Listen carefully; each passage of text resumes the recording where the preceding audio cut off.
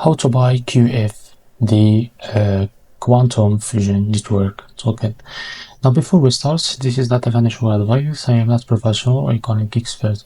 So before investing in any project that you find on my channel, please do your own research. Now before going and buying this token, just go and check their X account. They have a big community there.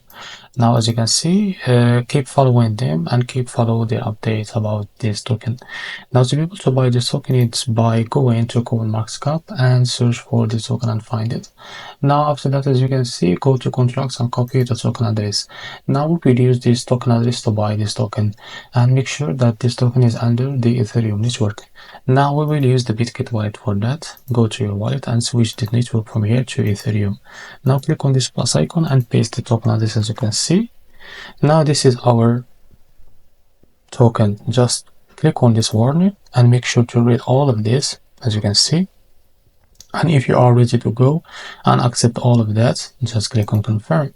Now click on plus to be able to add this token to your wallet. Now go back. Now after that, search for your token. As you can see, this is our token. Just click on it and click on swap. Now after that, click on switch from here and select the token that you want to buy with.